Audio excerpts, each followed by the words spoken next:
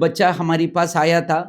वो ट्यूमर दिमाग के नीचे से शुरू करके नाक के बाहर आ रहा था और आँख में भी दबाव था और साइनसेस पूरा ऑक्यूपाई था।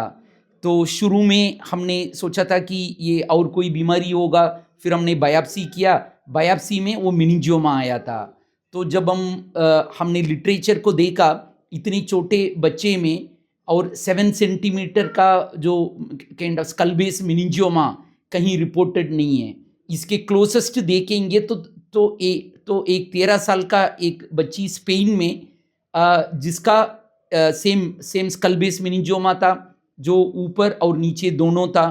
और उसमें उन्होंने नीचे से एंडोस्कोप से किया, ऊपर से ओपन सर्जरी से करवाया था एंड वो बच्चे का उम्र 13 साल का था। तो 2 साल में तो वैसे ही नाक बहुत छोटी होती है, पर ट्यूमर नाक पूरा भरा हुआ था और दिमाग के नीचे भी बहुत जा रहा था। तो हम सोच रहे थे कि ये मेनिंजियोमा वैसे ही ओपन सर्जरी में भी बहुत डिफ़िकल्ट होता है निकालना।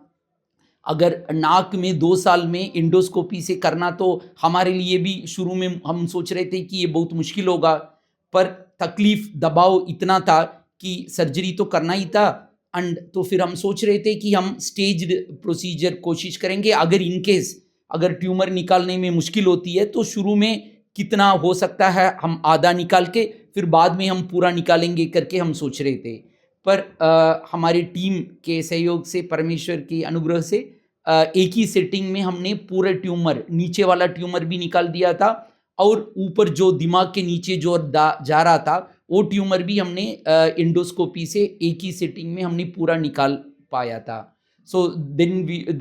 we are very happy and grateful that means the whole team, means kind of credit has to go to the whole team